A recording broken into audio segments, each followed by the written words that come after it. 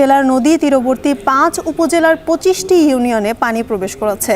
পানিবন্দী হয়ে পড়েছে অর্ধ লক্ষাধিক মানুষ। এছাড়া নদীর ডান তীরে চলছে তীব্র নদী ভাঙন। এ বিষয়ে বিস্তারিত জানাতে সিরাজগঞ্জের যমুনা নদীর পাড় থেকে যুক্ত হচ্ছেন রিফাত রহমান। রিফাত, কোন এলাকাগুলো নতুন করে প্লাবিত হচ্ছে, সেই সঙ্গে পানিবন্দী মানুষের যে সংকট, সেই সংকট নিরসনে প্রশাসনের পক্ষ থেকে কি ধরনের ব্যবস্থা নেওয়া হচ্ছে জানাবেন।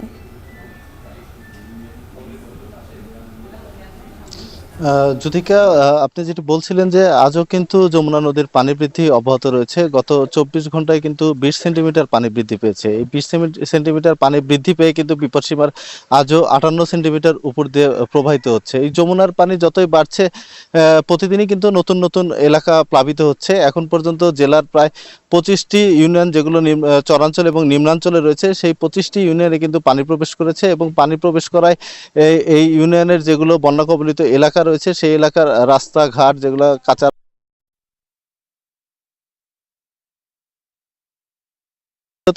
বন্যায় কবলিত হয়ে পড়েছে এবং বন্যার পানি যতই বাড়ছে ততই কিন্তু এই বানভাসী মানুষের দুর্ভোগ বেড়েই চলেছে।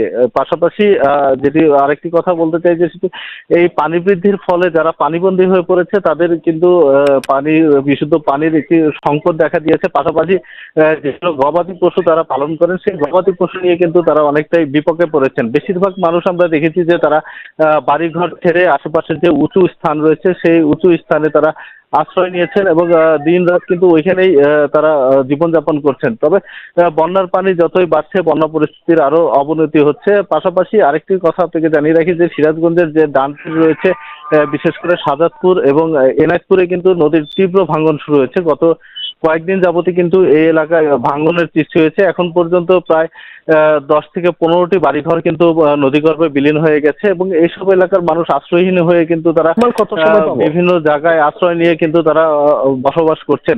তবে পানি উন্নয়ন বোর্ড যেটি বলছেন যে তারা ঝুঁকিপূর্ণ যে বাঁধগুলো রয়েছে সেগুলো তারা সর্বক্ষণিক মনিটরিং করছেন, যাতে বাঁধ ভেঙে কোথাও নতুন করে প্লাবিত না হয়। পাশাপাশি জেলা প্রশাসনের পক্ষ থেকেও কিন্তু এই বানবাসী মানুষের জন্য বিভিন্ন সহায়তা।